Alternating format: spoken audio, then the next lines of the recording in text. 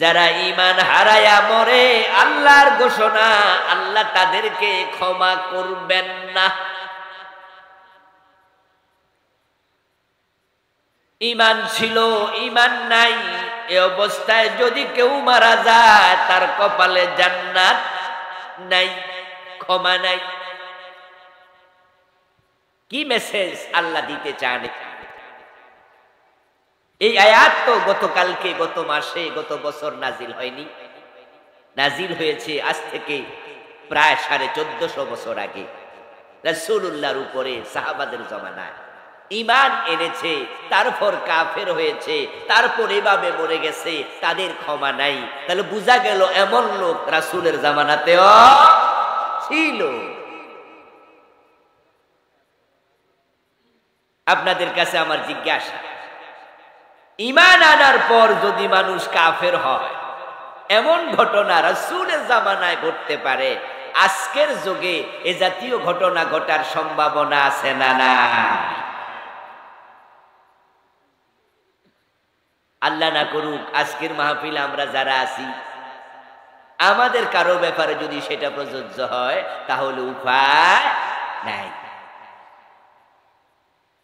নবী এবং রাসূল ব্যতীত কারো ঈমানের গ্যারান্টি নাই।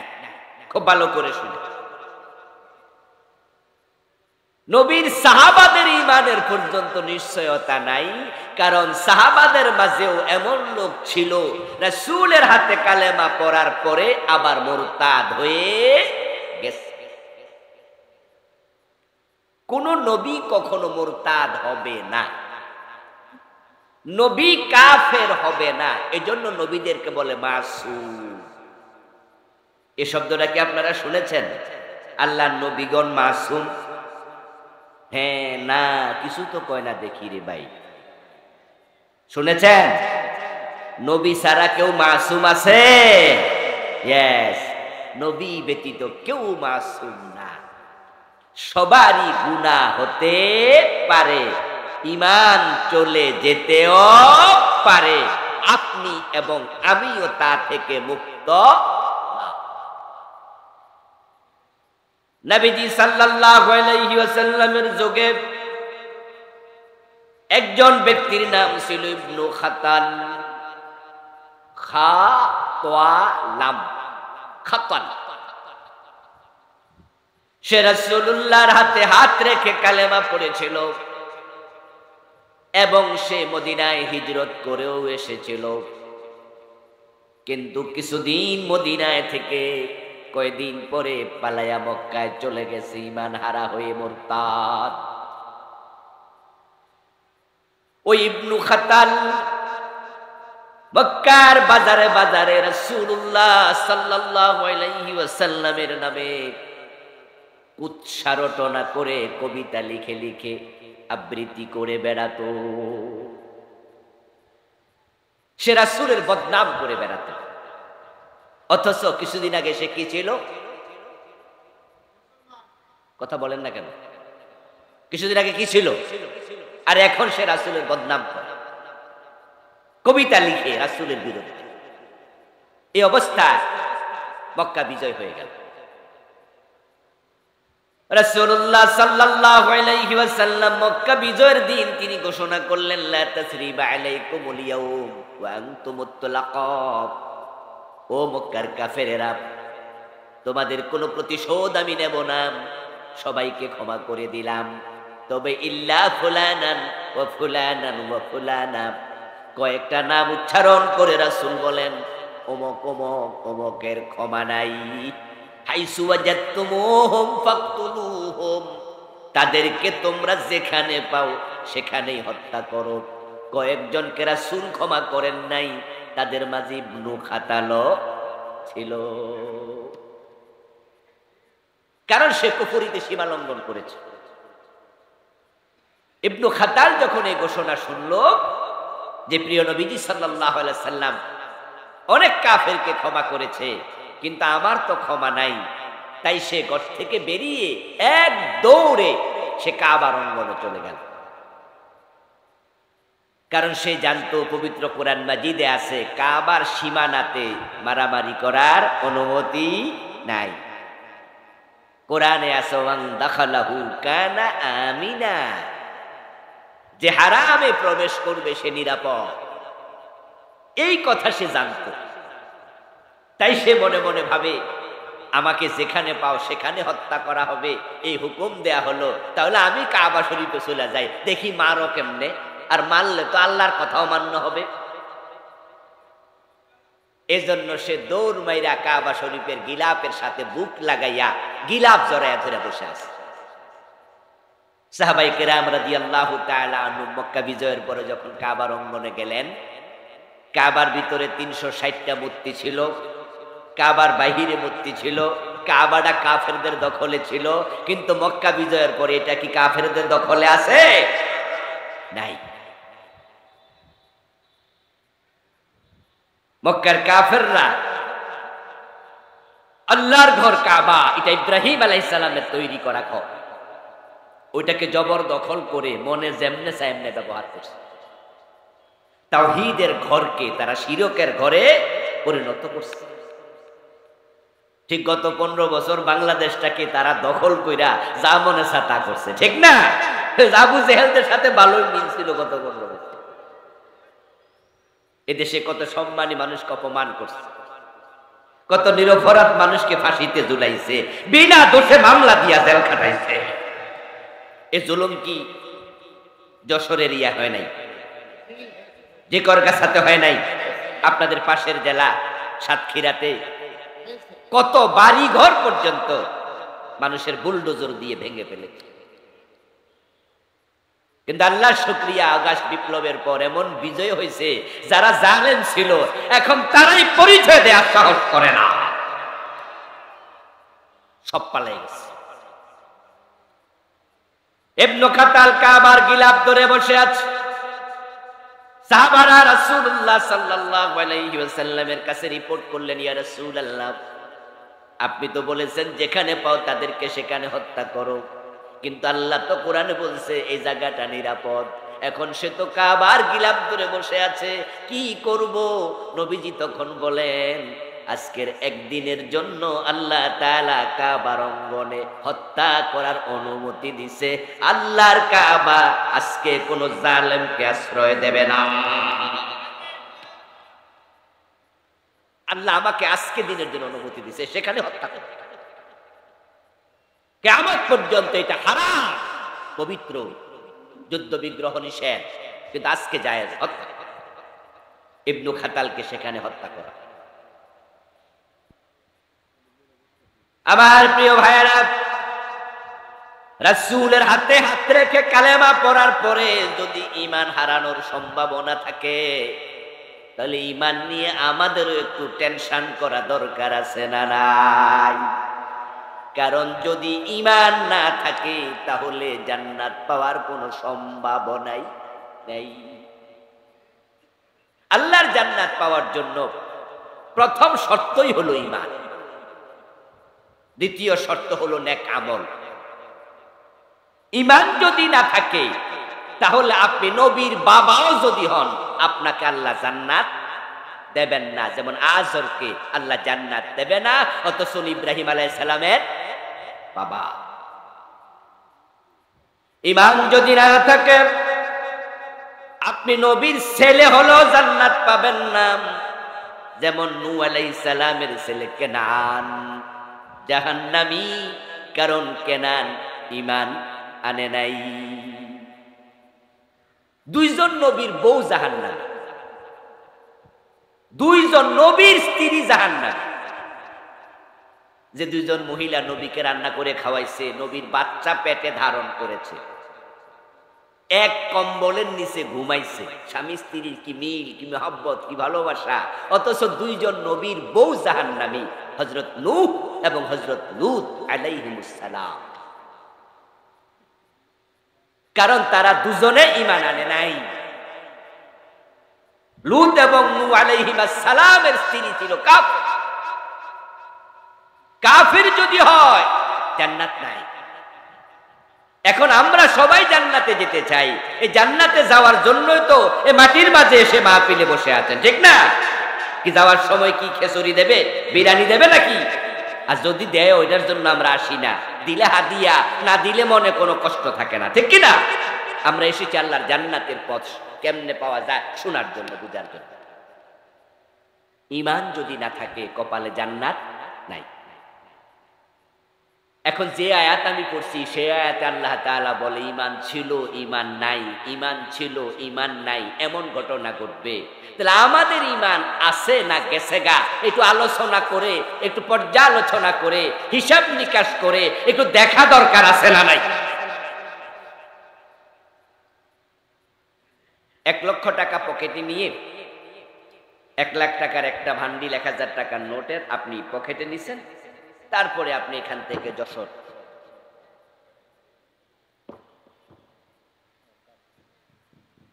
আপনি এই জিকরগাছা থেকে যশোর রওনা দিছেন,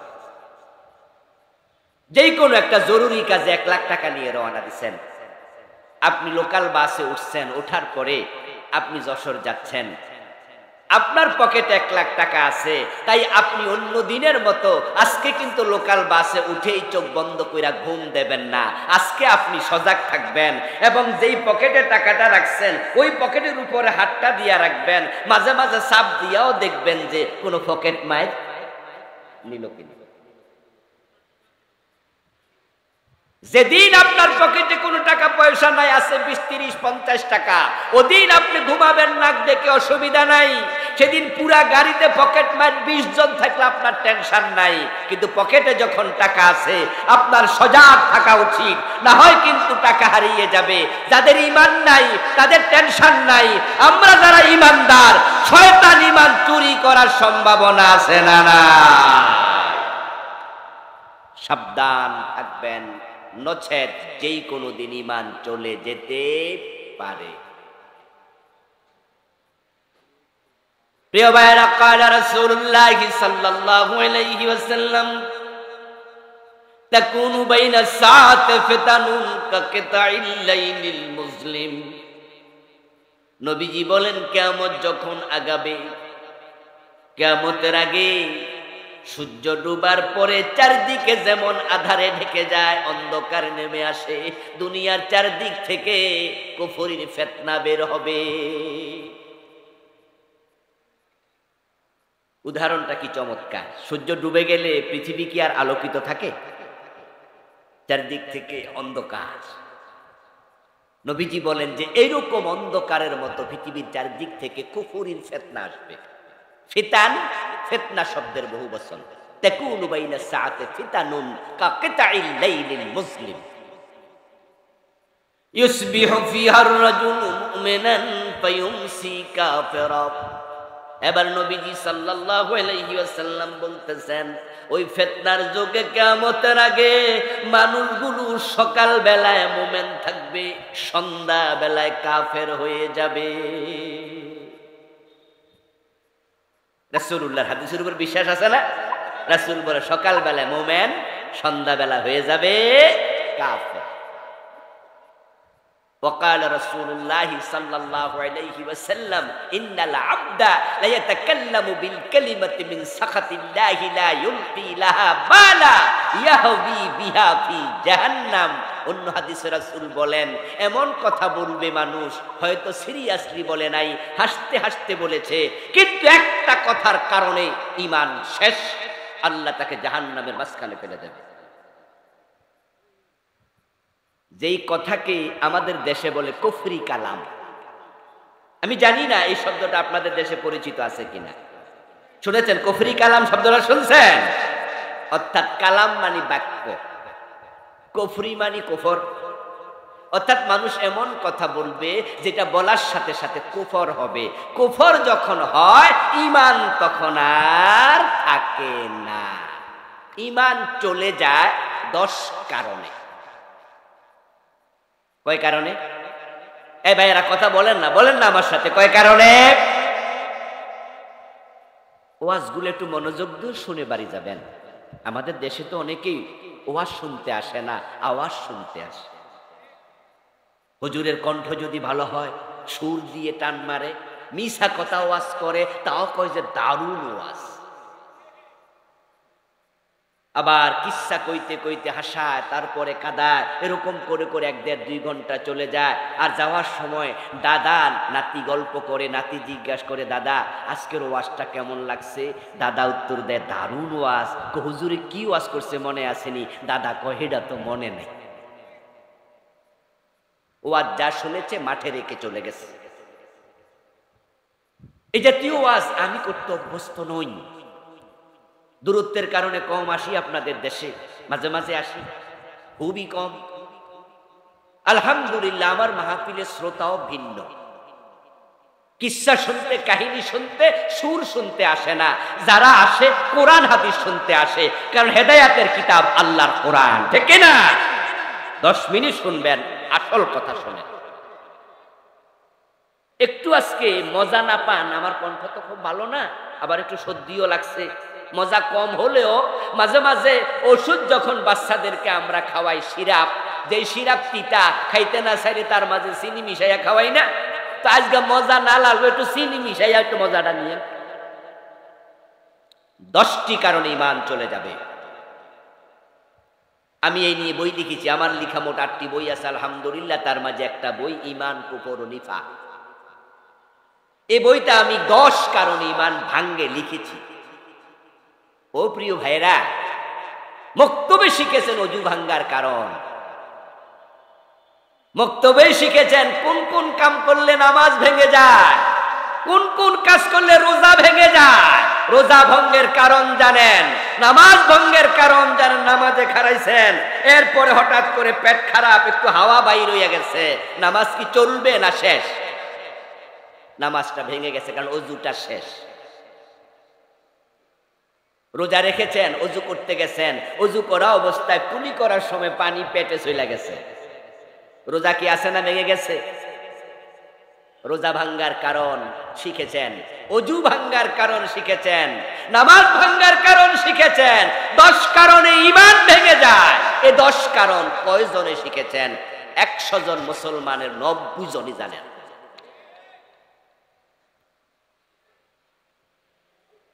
ও দোস্ত, আপনি যদি ঈমান ভাঙ্গা অবস্থায় মরে যান আর আল্লাহর সামনে যাইয়া দেখেন আপনার ঈমান নাই, কপালে জান্নাত নাই, অথচ আপনি নামাজি, আপনি রোজাওয়ালা, আপনি কিন্তু নামাজ ছাড়েন নাই, আপনি বেঈমান, অথচ নামাজ পড়েন।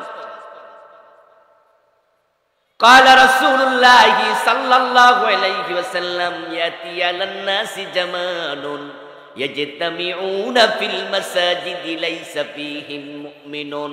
আমার রাসূল ভবিষ্যৎবাণী করেছেন, এমন এক জামানা আসবে যেই জামানার মানুষগুলো মসজিদে জামাতের সাথে নামাজ পড়বে, একটারও ঈমান থাকবে না। নাউজুবিল্লাহ পড়েন, নাউজুবিল্লাহ পড়েন। ইমাম, মুয়াজ্জিন, মুসল্লি সব বেঈমান। এমন একটা জামানা আসবে যেই জামানায় মসজিদে নামাজই থাকবে, ঈমানদার থাকবে না, সব কাফের। কাফেররা নামাজ পড়বে। রাসূলুল্লাহর এই হাদিস, এমন একটা জামানা আসবে। আপনাদেরকে জিজ্ঞাসা করি, একটু বলেন তো, ওই জামানা আসবে না এসে গেছে? ইয়েস, এসে গেছে। কারণ বাংলাদেশে আমি এমন মসজিদ চিনি যে মসজিদের ইমাম কাফের, মুয়াজ্জিন কাফের, মুসল্লি সবগুলা কাফের। এই মসজিদ আপনারাও চিনবেন, যদি ঢাকায় যান তাহলে বকশীবাজার একটা জায়গা আছে, মাদ্রাসা আলিয়ার পাশে, মাদ্রাসা বোর্ডের পাশে। ওই বকশীবাজারে মাদ্রাসা আলিয়ার কাশগড়ি হলের সামনেই একটু দূরে একটা মসজিদ আছে কাদিয়ানীদের, আহমদিয়া মুসলিম জামাত কাদিয়ানীদের মসজিদ। ইমাম ও কাদিয়ানী, মুয়াজ্জিন ও কাদিয়ানী, মুসল্লি ও কাদিয়ানী, নামাজ পড়ে 5 ওয়াক্ত। আওয়াজ করে বলুন তো, কাদিয়ানী মুমিন না কাফের? তাহলে কাদিয়ানী ইমাম 5 ওয়াক্ত নামাজি, কিন্তু ঈমান, ইমাম সাহেব কাফের।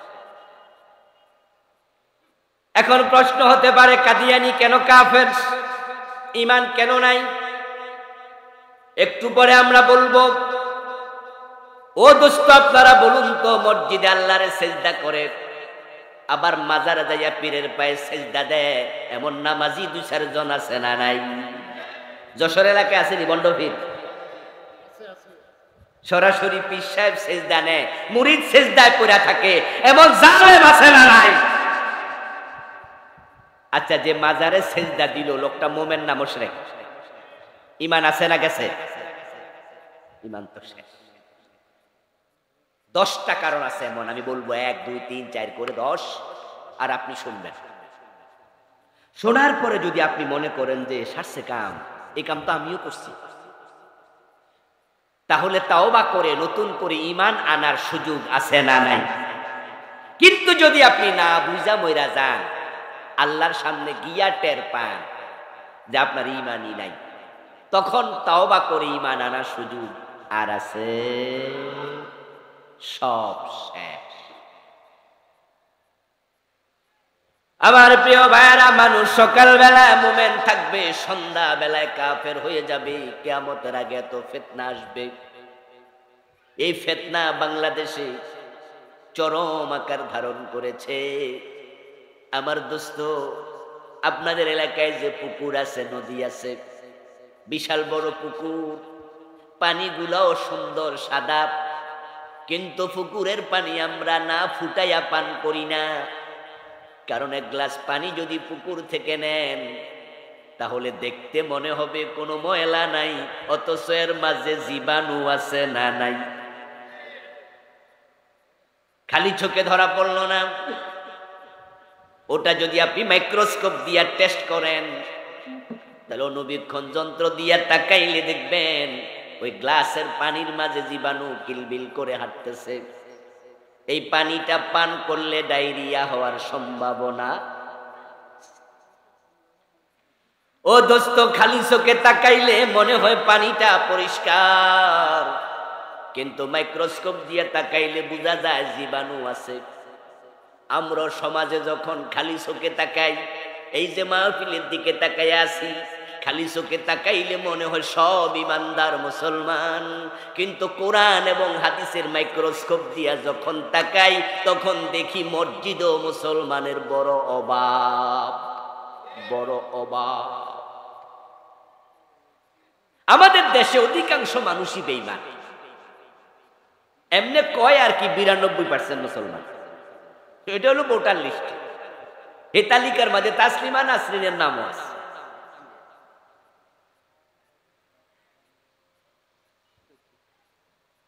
,92% মুসলমান। কয় কিরে, কয় কিরে? রাসূলুল্লাহ বলছে, কিয়ামত যখন ঘনাবে তখন কুফরি বাড়বে, মানুষ কাফের হইতে হইতে হইতে হইতে একটা দিন আসবে যখন আসমানের নিচে জমিনের উপরে ঈমানওয়ালা একজনও আর থাকবে না। সেদিন আকাশ জমিনও আর থাকবে না। কিয়ামত, কিয়ামত আগাবে, মুমিন কমবে, কমতে কমতে একজনও থাকবে না। আর আমি কি দেখি? আমি দেখি 71-এ যখন দেশ স্বাধীন হলো, তখন এই দেশে মুসলমান ছিল 7 কোটি, আর এখন 2025 মুসলমান হয়ে গেছে 18 কোটি। তো মুসলমান কি কমছে না বাড়ছে? আগে আসিল বাংলাদেশে 90% মুসলমান, এখন নাকি 92% মুসলমান বাড়তেছে। আচ্ছা, আগামী 10 বছর পরে মানুষ কি 18 কোটি থাকবে না আরো বাড়বে? তাহলে যেমনে মুসলমান বাড়তেছে, কিয়ামত হইব কেমনে? একজন থাকলেও তো কিয়ামত হইব না। তাহলে কিয়ামত নিয়ে আপাতত টেনশন না করলেও, আসলে বন্ধু তা নয়। আমাদের দেশের মুসলমানগুলো ভোটার লিস্টিতে আছে, ওই যে কাজীর গরুর মতো কেতাবে আছে, গোয়ালে নাই। কিতাবে আছে, লেখায় আছে 50টা গরু, কিন্তু গোয়ালে যায়া ঘরে যায়া দেখে 10টা, বাকি 40টা কই কই নাই। তো বইতে আছে কই লিখছি। ঠিক আমাদের দেশে 92% মুসলমান ভোটার লিস্টে আছে। বাস্তব মুসলমান যদি 51% থাকতো, কত আগেই দেশে কোরআনের আইন চালু হয়ে যেত। কত আগে কোরআনের আইন চালু হয়ে যেত। 54টা বছর বাংলাদেশ চলছে কোরআনের আইনে না ব্রিটিশ আইনে? যারা জানেন তারা জবাব দেন। 54 বছর বাংলাদেশ চলছে আল্লাহর কোরআন দিয়ে না ব্রিটিশ আইন দিয়া? তো ব্রিটিশ আইন মানলে তুমি আল্লাহর গোলাম হইলা কেমনে? আমার রাসূল যখন মদিনার প্রেসিডেন্ট ছিলেন 10 বছর, তখন তিনি মদিনা নামক ইসলামী রাষ্ট্রটা চালাইছে নিজের মন মতো না কোরআন মতো? আপনি না রাসূলের উম্মত, আপনি না মুমিন, আপনার দেশ কেন চলবে ব্রিটিশ আইনে? কোরআনে আছে চোর ধরে হাত কাটো, আপনার সংবিধান বলে চোর ধরে জেলে দাও। কোরআনে আছে মদ, হাদিসে আছে মদ পান করলে 80 বেত লাগাও। আপনার সংবিধান বলে মদ পান করলে অসুবিধা নাই, সরকার যদি অনুমতি দেয়। যেমন শেরাটন সোনারগাঁ হোটেলে মদের বার আছে না নাই? শেরাটন আর সোনারগাঁতে 2 কাপ মদ খাইলে কোনো বিচারও নাই, পুলিশে ধরতেও যায় না। রাসূল বলেছে মদ পান করলে 80 বেত দিতে হবে, আর আমার দেশে আইন করলো মদ পান করলে জেলে দাও। আল্লাহ আইন দেয় একটা, ব্রিটিশ দেয় আরেকটা। এখন মুসলমান কি আল্লাহরটা মানবে না ব্রিটিশেরটা মানবে? অথচ আমরা কারটা মানতেছি। এরপর আমরা বলি আমরা মুমিন। মনে মনে কি ভাবেন, হুজুর আমরা আবার কাফের হব কেমনে, ঈমান যাবে কেমনে? আমরা তো কোরআন মানি, কোরআন পড়ি, জিকির করি দিন 100 বার লা ইলাহা ইল্লাল্লাহ। ও দোস্ত আমার কান খুলে শোনো, পুরা কোরআন স্বীকার করা লাগবে না কাফের হওয়ার জন্য। যে ব্যক্তি পুরা কোরআন মানে না সে তো কাফের বটে। কেউ যদি বলে 15 পারা মানি আর 15 পারা মানি না, সে কি অর্ধেক মুমিন না কাফের? তো যে পুরা মানে না সে কি? যে অর্ধেক মানে না সে কি? না, অর্ধেক কাফের। যদি কেউ বলে 29 পারা মানি 1 পারা মানি না, সে কি? যদি কেউ বলে 113 সূরা মানি 1 সূরা মানি না, কেউ যদি বলে 1 অক্ষর মানি না, সেও কাফের। কাদিয়ানি কাফের হলো তারা 4 অক্ষর মানে না। খা আলিফ তা মিম খাতামান নবিয়্যিন। এ কোরআনের মাঝে আল্লাহ তাআলা বলেছেন নবী মুহাম্মদ শেষ নবী, উনার পরে আর কোন নবী। 1835 সনে গোলাম আহমদ কাদিয়ান নামে একজন ব্যক্তির জন্ম হলো। যৌবনে পদার্পণ করার পরে হঠাৎ করে লোকটা একদিন দাবি করলো সে নাকি আল্লাহর নবী। নাউজুবিল্লাহ পড়বেন না? 1450 বছর আগে আল্লাহ বলে মুহাম্মদ শেষ নবী, আর আজ থেকে 250 বছর আগে গোলাম আহমদ কাদিয়ান দাবি করে সে নবী। একদল হতভাগা বলল ঠিক আছে আপনি নবী, যে দাবি করছে নবী সেও কাফের, যারা তাকে নবী মেনেছে তারাও।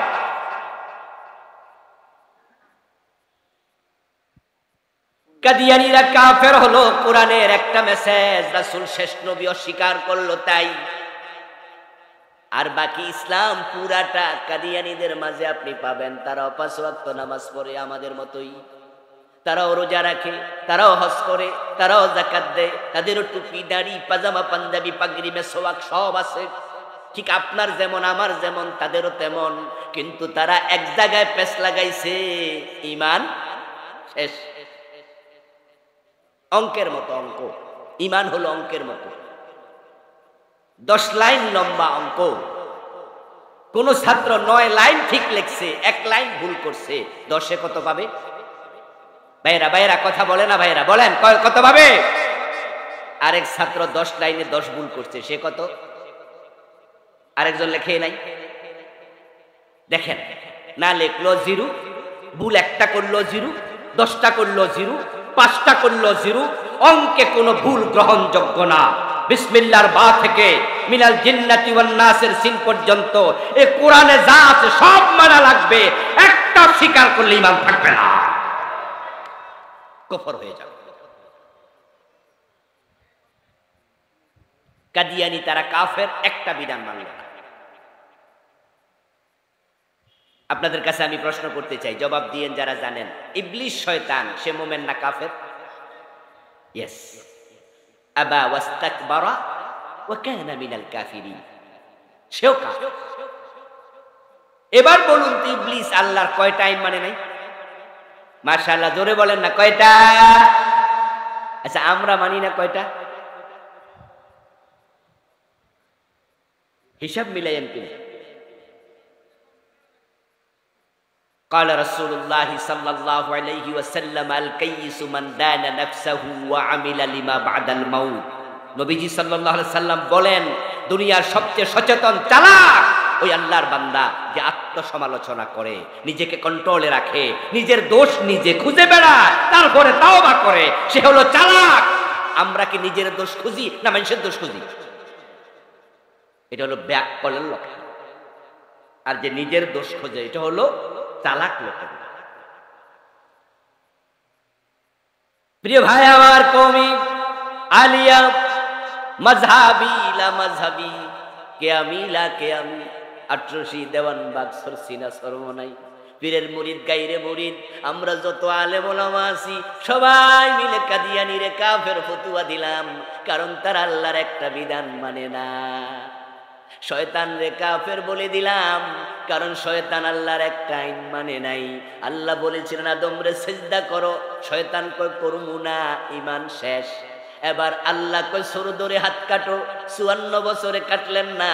আল্লাহ বলে জেনা করলে ১০০ বেত লাগাও, বিবাহিত হলে পাথর মারো, রাসূল শিখাইছেন, মানলেন না।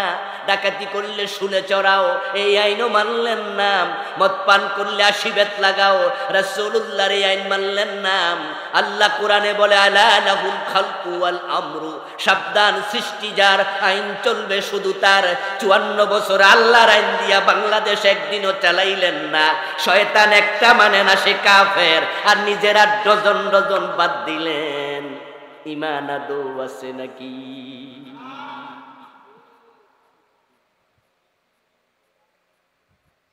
আদৌ ঈমান আছে কি? কি করবেন? প্রত্যেকে এক হুজুর ধরে আনছে, হুজুর যে আমরা বেঈমান বানাই দিয়ে যেতে গেছে বাড়ি। কত হুজুর আছে সুবহানাল্লাহর ওয়াজ করবো আর নিজের বেহেশতি ভাবতে ভাবতে বাড়ি চলে যাবেন। ৫ ওয়াক্ত নামাজ পড়বেন, রমজানে রোজা রাখবেন, জিকির করবেন, জান্নাতে ঢুকে যাবেন। এবার মানুষ এই ওয়াজ শুনা নামাজও পড়ে সুদও খায়, নামাজ পড়ে সুদে টাকা লাগায়, এমন নামাজি ২-৪ জন আছে না নাই? হে বুঝছে নামাজ নাকি জান্নাতের চাবি, এজন্য হে চাবি কামাই করতেছে। এত পাতলা ওয়াজ দিয়ে হবে না দোস্ত। নামাজ জান্নাতের চাবি হাদিসে আছে, যদিও হাদিসটা জয়ীফ আছে, তিরমিজির হাদিস এটা, কিন্তু কোরআনে আছে ফাওয়াইলুল লিল মুসাল্লিন। কিছু নামাজি ওয়াইল দোজখে যাবে, সকল নামাজি চাবি পাবে না। আপনি নামাজ পড়ে সুদে টাকা লাগাইয়া জান্নাত খোঁজেন কেমনে? ১ টাকা সুদ খেলে ৩৬ বার জেনা হয়।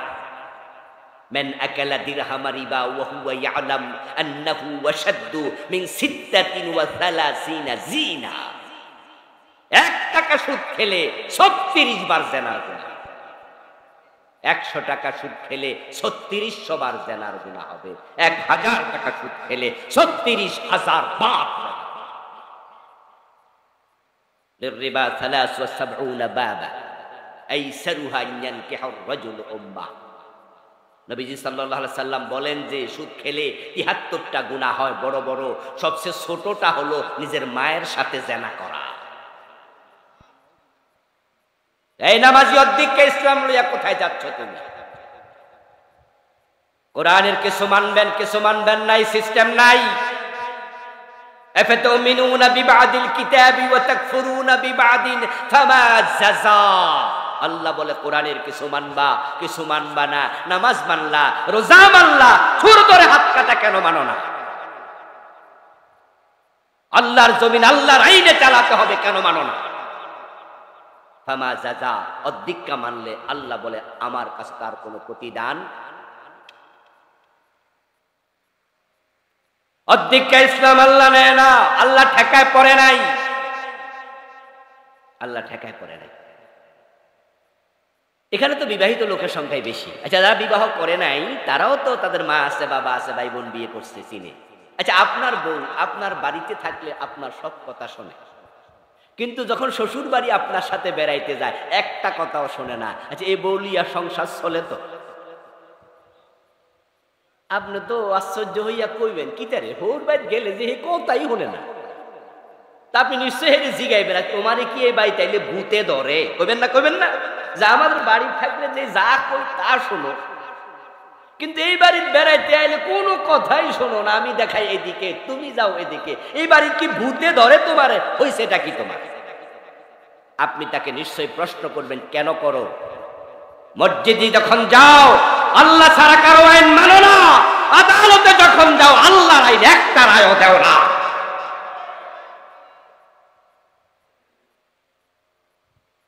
মসজিদে ঢোকেন কোন পা দিয়ে? ভাইয়েরা কথা বলেন, কোন পা? বের হন কোন পা? আমার রাসূল ডান পা দিয়ে ঢুকেছে, এটা সুন্নাত। বের হন বাম পা দিয়ে, আমার রাসূল বাম পা দিয়ে বের হয়েছে, এটা সুন্নাহ। সবাই মিলে সুন্নাহ মানেন। নবী যখন 10 বছর মদিনা চালাইছে তখন কোরআন দিয়ে চালাইছে, তো এমপি হইলে ভুলে যাও কেন? তখন আবার ব্রিটিশ আইন মজা লাগে কেন? আমার প্রিয় ভাইয়েরা, কুফরি মানে হলো এই কোরআনে যা আছে তার সাথে এক জায়গায় দ্বিমত করা কুফর। পুরাটা করলে তো কুফর বটেই। এটা বড় বেলুনের মতো। কোন বেলুনে যদি আপনি ঢুকান গ্যাস, 5 মিনিট 10 মিনিট লাগাইয়া হাওয়া ঢুকালেন, গ্যাস ঢুকালেন, ওই বেলুনটা 10টা ছিদ্র করলে যে কথা, একটা করলে সেই কথা। ঈমান যদি রাখতে চান কোরআন পুরা মানতে হবে। জীবনের বটম থেকে টপ, পাকঘর থেকে সংসদ ভবন, সব জায়গায় কোরআন সুন্নাহ মানা লাগবে। অর্ধেকটা মানলে ঈমান থাকবে না। বাংলাদেশে চলমান 56টা কুফর লিখেছি আমি এই বই, 56টা কুফর। তার মাঝে একটা জঘন্য কুফর সমাজে এখন ক্যান্সারের জীবাণুর মতো ঢুকেছে। এটার নাম হচ্ছে সেকুলারিজম, ধর্ম নিরপেক্ষতা। এই শব্দ শুনছেন নি? শুনছেন? বাংলাদেশে ইসলামী দলগুলা ছাড়া যত দল আছে সবগুলো সেকুলারিস্ট। সব মানুষগুলো ওই দলের সেকুলারিস্ট, সবগুলো ধর্ম নিরপেক্ষ। ইসলামী দলের বাহিরে যত দল আছে সবাই ধর্ম নিরপেক্ষ। আমি দায়িত্ব নিয়ে সিরিয়াসলি বলছি, ইসলামী দলের বাহিরে যারাই আছো তোমরা সবাই কুফরি করছো।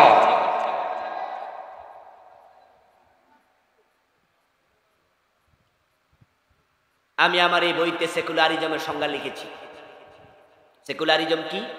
দি believe religion should not be involved with any social, ordinary social and political activities in a country.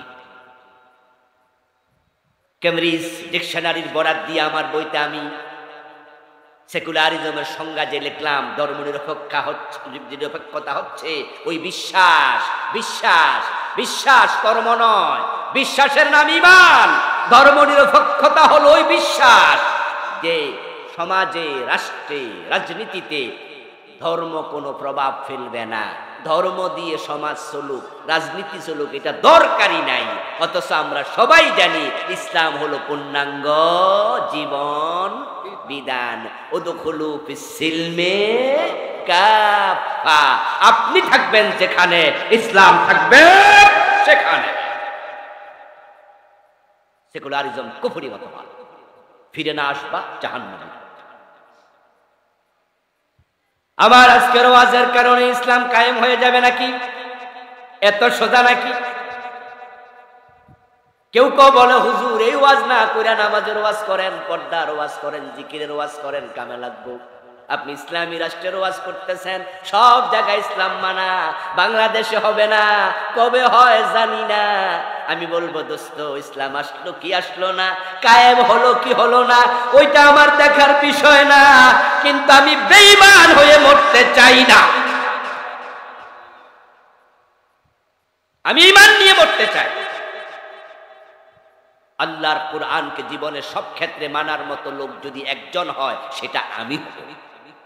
কেউ না থাকলে আমি একা মাথা তুলে দাঁড়াই। এবার বলুন তো 56টা কুফর যে আছে, আমি তো একটা বললাম সেকুলারিজম, তাহলে আরো হইল 55। জানা দরকার নাই তো, না জানলে বাঁচবেন কেমনে? 10টার মাঝে এটা একটা কুফর। দ্বিতীয়টার নাম হলো শিরিক। বাংলাদেশে শিরিক আসেনি? ওরে বাবা, যে এলাকায় মাজার আছে, ভণ্ড পীরের মাজার, ওই এলাকার শিরকের বাজার মিলে যা। আমাদের নেতারা নির্বাচন আসলে মুশরিক হয় নতুন করে কিছু। যখনই মাইকটা হাতে পায় তখনই মানুষকে ফার্ম দেয়, তেল দেয়, ভোটের জন্য বলে আপনারাই তো সব, জনগণ সকল ক্ষমতার উৎস, সাথে সাথে ইমান। এই কথাটা আমাদের সংবিধানের অংশ। ডক্টর কামাল যখন সংবিধান লেখে তখন সে ল অফ সভরেন্টি, সার্বভৌমত্বের আইন লিখতে গিয়া তখন লিখেছে তারা মিলে এই দেশের ক্ষমতা জনগণের হাতে, জনগণ সার্বভৌমত্বের মালিক। অথচ আল্লাহর কোরআনে বলেছে সার্বভৌমত্বের মালিক হলেন আল্লাহ, সকল ক্ষমতার মালিক আল্লাহ। আন্নাল কুওয়াতা লিল্লাহি জামিআ। কুলিল্লাহুম্মা মালিকাল মুলক তুতিল মুলকা মান তাশাউ ওয়া তানজিউল মুলকা মিম্মান তাশাউ। ও নবীজি আপনি বলুন, ও রাজাদিরাজ আল্লাহ, ক্ষমতার মালিক তুমি, যাকে মনে চায় তুমি ক্ষমতা দাও, আবার যার উপর রেগে যাও ক্ষমতা থেকে টেনে নামাইয়া দাদার বাড়ি মামুর বাড়ি দিল্লি পাঠায়া দাও। ক্ষমতার মালিক তুমি, চাইলে রাখো, চাইলে পালাইয়া দাও। কাঙ্গালরে ক্ষমতা দাও, রাজারে জেলখানার কয়েদি বানাইয়া দাও। ক্ষমতার মালিক আল্লাহ, জনগণ নয়। এটা কুফর, এটা শিরিক, জঘন্য ঈমান হরণকারী। যখন হিন্দুদের দুর্গাপূজা আসে তখন দেখবেন ছাগলের 3 নাম্বার বাচ্চার মতো কিছু লোক লাফাইয়া লাফাইয়া ঈমান হারা, অযথাই না। আচ্ছা, আপনাদের এলাকায় আমরা যারা এখানে আমার সামনে আছেন, আপনারা কেউ কি দুর্গা পূজায় মূর্তি পূজা করেন? কোন মুসলমান করে? কোন মুসলমান কি পূজা মণ্ডপ বানায়? কেমনে মুশরিক হয়? এই জন্য বলছি আমি ছাগলের 3 নাম্বার বাচ্চার মতো। ছাগলের 3য় বাচ্চা মানে কি জানেন তো? 2টা খাইয়া লাফায়, আরেকটা না খাইয়া লাফায়। ছাগলের পায়ের নিচে যে ওলান আছে, ওলানের মাঝে বাঁট আছে কয়টা? দুধের যে লাইন আছে এগুলাতে আমাদের কুমিল্লা বলে বাঁট, এই এলাকায় কি বলে? বাটে বলে। তাহলে বলুন যে ছাগলের ওলানে বাঁট কয়টা? তো বাচ্চা 3টা হইলে বাঁট পাইছে কয়জনে? আরেকটা এ ফাও লাফা। আরে মন্দির বানাইলো হিন্দু, মূর্তি পূজা করলো হিন্দু, আর মুশরিক হলো আমাদের নেতা। কেমনে মুশরিক হলো? কারণ তারা হিন্দুদের ভোট পাওয়ার জন্য তখন একটা স্লোগান বানাইছে, ধর্ম যার যার উৎসব সবার। বলেন নাউযুবিল্লাহ। কয় কি হিন্দুদের দুর্গা পূজা আমাদের উৎসব? দুর্গা পূজা জায়েজ না হারাম? ছোট শিরিক না বড় শিরিক? আল্লাহ তাআলা কোরআন মাজিদে আমাদেরকে শিখাইছে স্লোগান, লাকুম দীনুকুম ওয়ালিয়া দীন। বাংলা অর্থ কি? তোমাদের ধর্ম তোমাদের, আমাদের ধর্ম আমাদের। দুইটা কি এক না আলাদা? তাহলে স্লোগান হবে ধর্ম যার উৎসব তার। আচ্ছা, আপনাদের এলাকায় আপনারা যখন কোরবান, এই যে কোরবান আসতেছে ইনশাআল্লাহ কয়দিন পরে আসবে, আমরা গরু জবাই করব। আচ্ছা, আমরা কেমনে গরু জবাই করি? এই উৎসব দেখার জন্য কয়জন হিন্দু আসে? আসছে কোনোদিন? দাওয়াত দিলে আসবে। যদি কারো বন্ধু বান্ধব থাকে হিন্দু, পাড়া প্রতিবেশী থাকে, আপনি দাওয়াত দিবেন, আসবেন। যদি গলায় গামছা লাগায় টান মারেন, রাম রাম কইয়া যাবো কাছিল্লা চিৎকার দিয়ে। জিজ্ঞাসা করবেন, কিরে ভাই তোদের দুর্গা পূজা আমরা সবাই মিলা দেখতে যাই, বাতাসা খাই, ওদের হালুয়া রুটি খায়, খায় না? আস্তাগফিরুল্লাহ, প্রসাদ খায়, মুসলমানের সন্তানরা খায়, কাইরা না জিলাপি খায়। অথচ মন্দিরে মূর্তির সামনে যাহা উৎসর্গ করা হলো সেটা খাবার হিসাবে গ্রহণ করা হারাম। ওটা ওরা মন্দিরে মূর্তির জন্য উৎসর্গ করেছে, আল্লাহ ছাড়া অন্যের জন্য দিলে হারাম। আর তোমার সন্তান সেখানে খাইতে যায়। ও হিন্দু ভাই, তোমার দুর্গা পূজা আমরা গেলাম, তো আমরা গরু জবাই করি, তোমরা আসো। আসো না কেন? ধর্ম যার যার উৎসব তো সবার, তো তোমাদের উৎসবে আমরা গেলাম, আমাদের উৎসবে তোমরা আসো। দেখবেন হিন্দু মিয়া জবাব দেবেন, আরে ভাই আমাদের ধর্মে গরু জবাই করার অনুমতি নাই, এজন্য আমরা এটা করি না, দেখতেও যাই না। তার ধর্ম সে বোঝে, তার ধর্মকে সে সম্মান করে, সে গরু জবাই করে না, দেখতে আসে না। এবার আমাদের ধর্মে মূর্তি পূজা জায়েজ না হারাম, তো তোমরা কেমনে যাও? শুধু যায় না রে ভাই, হ্যাঁ ব্যানারটা না দেখবেন শারদীয় দুর্গা পূজার শুভেচ্ছা, নিচে লেখা আলহাজ আব্দুল কাদের। এলাকার মেম্বার সাহেব, এলাকার হিন্দু ভোটারের মন জয় করতেছে, দুর্গা পূজার শুভেচ্ছা জানাইছে। তোমার ইসলাম তোমাকে কি শিখাচ্ছে, তুমি কি করছো? আমার প্রিয় ভাইয়েরা, মুসলমানের সন্তান বিয়ে করেছে 2 বছর, সন্তান হয় না। 3 বছরের মাথায় তো দোয়া দরুদ পড়ানো শুরু। 4 বছর 5 বছর যাওয়ার পরে এখানে ওখানে দৌড়াদৌড়ি, ডাক্তার শেষ। এবার মন খারাপ, স্বামী মন খারাপ করে বসে আছে অফিসে। কলিগ জিজ্ঞাসা করে, পিঠে আলতো করে থাপ্পড় দিয়ে, মন খারাপ কেন? বলে তোমার ভাবি কাঁদছে সারা রাত, বাচ্চা হবে না ডাক্তার বলেছে। তখন কলিগ বলে, কেডা কইছে হইব না? ইন্ডিয়া যাও, পাসপোর্টে ভিসা লাগাইয়া চাইয়া দেখো, হুজুরের কাছে 1 ডজন হইব। কয়টা লাগবো শুধু চাইয়া দেখো। তখন আপনি আশ্চর্য হয়ে বললেন, কিরে ভাই বলিস কি, কার কাছে চাইলে পোলামাইয়া হয়? তো কেন শোনো নাই, কেউ ফিরে না খালি হাতে খাজা বাবার দরবারে। খাজা বাবার কাছে ছেলে মেয়ে চায় এমন লোক বাংলাদেশে আছে না নাই? পীরের কাছে, মরা পীরের কাছে ছেলে চায়। সন্তানের জন্য চট্টগ্রামে বাইজিদ বোস্তামির মাজারে যায়া গাছের মাঝে কাইতন সুতা বাঁধে, কচ্ছপরে খাবার দেয়, বাবা আমার ছেলে দাও, মেয়ে দাও। ঈমান তোমার শেষ, কারণ এটা শিরিক। সন্তান দেয়ার মালিক শুধু কে? আল্লাহ। ইজা সালতা ফাসআলিল্লাহ, চাইলে আল্লাহর কাছে, চাইলে আল্লাহর কাছে। মুসলমান ঈমান হারায়ও না। আমি শিরিক নিয়ে একটি আলাদা বই লিখেছি, ওই বইতে 29টা শিরিক লিখেছি। এই বইয়ের মাঝেও সেগুলো সংক্ষেপে এনেছি। শিরিক গুলো চিনবেন, আমার বইয়ের নাম প্রচলিত শিরিক। 1-2 ভাই পড়েছে, জানে। বিভিন্ন রাইটাররা লিখেছে, পড়বেন, কারণ শিরিক যদি ঢুকে যায় ঈমান থাকে না। Very sensitive. ক্যান্সারের জীবাণু দেহে ঢুকলে যেমন বিপদ, শিরিক ঢুকলে আরো বেশি বিপদ। ঈমান চলে যাবে। 3য় কারণ নেফাক। প্রথমটা ছিল কুফর, দ্বিতীয়টা শিরিক, 3য় কারণ নেফাক ইতিকাদি। যদি অন্তরে মুনাফিকি ঢোকে, ঈমান থাকবে না। 4 নাম্বার। এখন মুনাফিকি কি বলার সময় নাই, 12টা বেজে গেছে।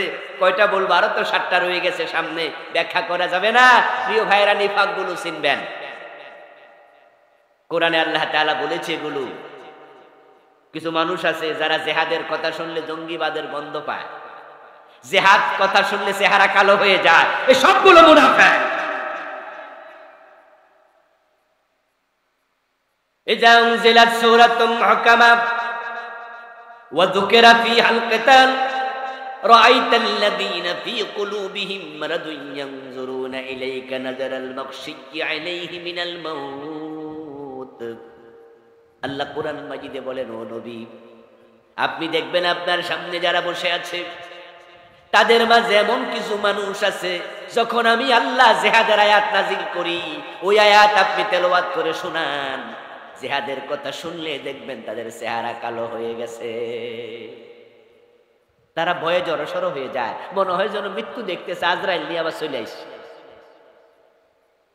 জিহাদের কথা শুনলে ভালো লাগে না, এটা মুনাফিকের লক্ষণ। আরে গত 15টা বছর জিহাদের ওয়াজ করার কোন পরিবেশ ছিল না। জিহাদের ওয়াজ করলে জঙ্গির মামলা দিয়েছে এই জালেমগুলো সব মুনাফিক।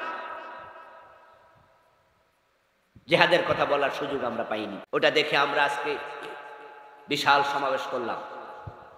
ভালো করতে হবে, কিন্তু বাংলাদেশে তো আরেক ফিলিস্তিন আছে। কক্সবাজারে গেলে দেখবেন, কক্সবাজারের পাশে মায়ানমারের 14-15 লাখ মুসলমান এখানে উখিয়া সীমান্তে আইসা তারা এখন ভিক্ষুক, ঠিক না? জাতিসংঘ টাকা দেয়, ভিক্ষা নিয়ে নিয়ে খায়। এই 12-13 লাখ মুসলমানকে এই মায়ানমার থেকে তারা তারাই দিছে। ওরা কি ফিলিস্তিনিদের মতো না? ওই গাজার মুসলমানদেরকে তারাইয়া দিচ্ছে ইসরাইল। মায়ানমারের মুসলমানকে তাড়িয়ে দিয়েছে সে মায়ানমারের জালেম জান্তা সরকার। আমরা জিহাদের ওয়াজ করতে আগে কুণ্ঠিত হয়েছি, করা যায়নি। জঙ্গি বলেছে। আমরা ঘোষণা দিতে চাই, মুসলমানের হাতে আবার জিহাদের তলোয়ার নিতে হবে। অন্যায় করব না, অন্যায় সহ্য করব না। নিরীহ মানুষকে হত্যা করার নাম জঙ্গিবাদ, এটা ইসলাম সাপোর্ট করে না। কিন্তু জিহাদ মানে হলো যেখানে অন্যায় দেখা হবে সেখানে প্রতিরোধ করতে হবে। যে 12-14 লাখ মুসলমান মায়ানমার থেকে এসে আমাদের উখিয়া সীমান্তে কক্সবাজারে আছে, ওদের সকলকে জিহাদের ট্রেনিং দেয়া দরকার।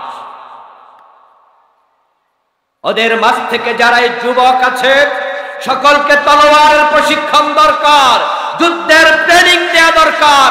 সেনাবাহিনীর মাধ্যমে আমাদের প্রশিক্ষিত সেনাবাহিনী যেমন যুদ্ধের প্রশিক্ষণ নেয়, মায়ানমারের মুসলমান গুলাকে এইভাবে যুদ্ধের ট্রেনিং দিয়া তাদের দেশে অস্ত্র হাতে দিয়ে ঢুকাইয়া দেওয়া দরকার, যে তোমরা নিজ দেশে ফিরে যাও, ভিক্ষুকের মতো থেকো না।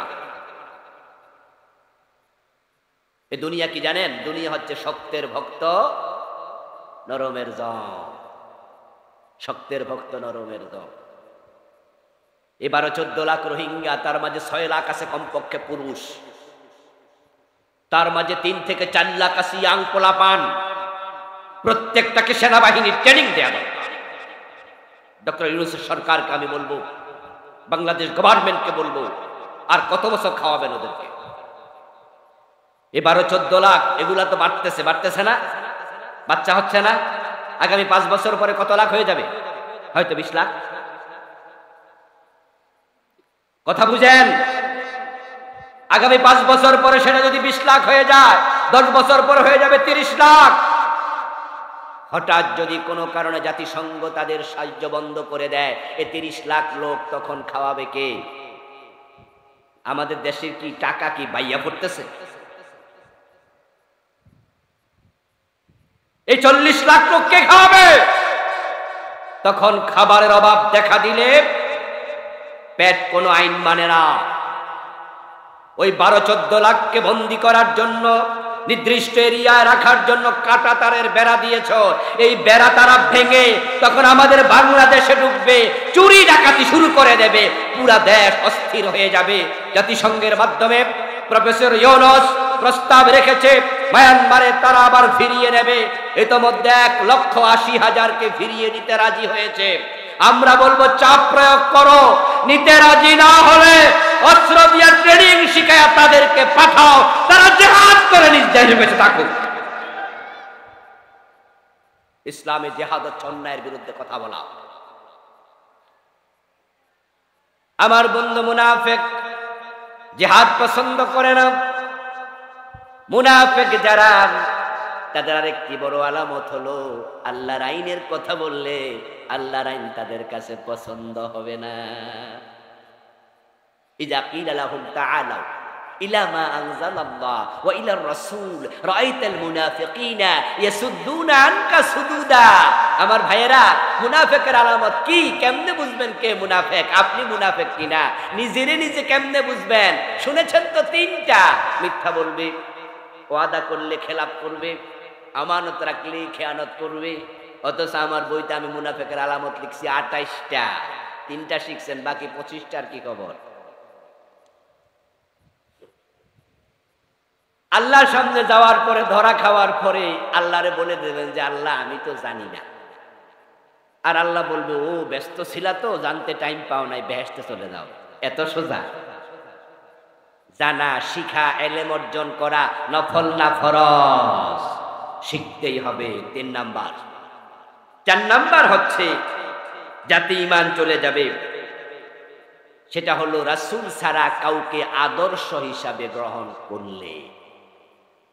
আমাদের সবার জন্য আদর্শ একমাত্র মুহাম্মাদুর রাসূলুল্লাহ। কোন নেতাকে আদর্শ বানানো যাবে না। অথচ আমাদের দেশের পোলাপান দেখবেন যে ঘরের মাঝে সুন্দর কইরা ব্যানার বানায় লেখা রাখে, আমি অমুকের আদর্শের সৈনিক, অমুক আমার আদর্শ, অমুক তমক। নবী মুহাম্মদ ছাড়া অন্য কাউকে আদর্শ মানলে ঈমান থাকবে না। লাকাদ কানা লাকুম ফি রাসূলিল্লাহি উসওয়াতুন হাসানা। নবীজির মতো মহান নেতা থাকতে কে নেতা হয়? কে তোমার আদর্শ? সাবধান মুসলমান, 5 নাম্বার, আল্লাহর কাছে যাওয়ার জন্য কোনো মাধ্যম গ্রহণ করলে ঈমান শেষ। বান্দার সাথে আল্লাহ সম্পর্ক হবে ডিরেক্ট, ফাজকুরুনি আযকুরকুম। কিন্তু আমাদের দেশে কিছু পীর আছে মাঝখানে এসে খাড়ায় যায়। এজন্য মুরিদেরা সরাসরি আল্লাহর কাছে চায় না, ওরা পীরের কাছে যায়, ফিরে আবার আল্লাহর কাছে চাইয়া যায়। মক্কার মুশরিকদের চরিত্র ছিল, তারা যখন মূর্তি পূজা করত, আল্লাহ তাআলা তখন রাসূলের কাছে আয়াত নাজিল করেছেন, ও নবী মুহাম্মদ তাদেরকে প্রশ্ন করুন, আকাশ এবং জমিন কে বানাইছে? তোমাদের মূর্তি? তারা বলবে না না, আকাশ জমিন বানাইছে লায়াকুলুন্নাল্লাহ, আল্লাহ বানাইছে। এই মূর্তি আসমান বানাইতে পারবে না, এই মূর্তি তো আমরা নিজ হাতে বানাইছি, এগুলো কেমনে আসমান বানাবে? তাহলে সিজদা ওদেরকে দাও কেন? তখন তারা জবাব দেবে, মা না'বুদুহুম ইল্লা লিয়ুকাররিবুনা ইলাল্লাহি যুলফা, আমরা মূর্তির পূজা করি কারণ তারা আল্লাহর কাছে আমাদেরকে সুপারিশ করবে, মাধ্যম বানাইছে। এই জন্য আপনাদের যার যা প্রয়োজন ডাইরেক্ট আল্লাহর কাছে চাইবেন, কোনো মাধ্যম দরকার নেই। ইজা সাআলাকা ইবাদি আন্নী ফাইন্নী করিব উজিবু দাওয়াতাদ দাঈ ইযা দান। আল্লাহ বলে, যখন বান্দা আপনার কাছে এসে আমার ব্যাপারে প্রশ্ন করবে আমি কোথায়, আপনি জবাব দেন আমি খুব কাছে আছি। মানুষ যখন চায় কিছু বলে, আমি সাথে সাথে জবাব দেই। সুবহানাল্লাহ পড়ে। দুনিয়ার অফিস 8 ঘন্টা খোলা আর বাকি সময় বন্ধ। যখন রাত গভীর হয়, পৃথিবীর সকল অফিস আদালত বন্ধ হয়, মহান আল্লাহর অফিস খোলা 24 ঘন্টা। লা তাখুযুহু সিনাতুন ওয়ালা নাওম। তিনি তন্দ্রাও যান না, ঘুম তো দূরের কথা, তিনি সদা সচেতন সজাগ। আপনি চাইতে দেরি, তিনি ডাকে সাড়া দিতে দেরি নাই। এই জন্য কোনো মাধ্যমের প্রয়োজন নাই। আমার বন্ধুদের পরেরটা হলো, ইসলামের কোন বিধানকে অপছন্দ করলে ঈমান চলে যাবে। ছেলেটা পছন্দ হয়েছিল মেয়ের জন্য, কথাবার্তাও ঠিক হয়েছে, কিন্তু সমস্যা হলো ফোলার মুখে দাড়ি আছে। শুধু দাড়ি থাকার কারণে মেয়ে বিয়ে দেয় না, এমন লোক আছে না নাই? তাহলে সে কিন্তু ছেলেরে অপছন্দ করে না। অপছন্দ করছে কাকে? দাড়ি কার সুন্নাহ? কথা বলে না ভাইয়েরা, কার সুন্নাহ? তুমি ইসলামের একটি অনুষঙ্গকে অপছন্দ করেছো। ঈমান, দাড়ি না রাখলে ঈমান যাবে না, অপছন্দ করলে ঈমান যাবে। এই যে টুপি আমি খুললাম, কোনো গুনাহ হয়েছে নাকি? কিন্তু যদি টুপিকে পায়ের তলায় দেয়, ঈমান চলে যায়। নেগলেক্ট করে, ফেলে দেয়, টুপির ব্যাপারে নেগেটিভ মন্তব্য করে, ঈমান চলে যাবে। টুপি মাথায় দেয়া সুন্নাহ, কিন্তু টুপির বিরোধিতা করা কুফর।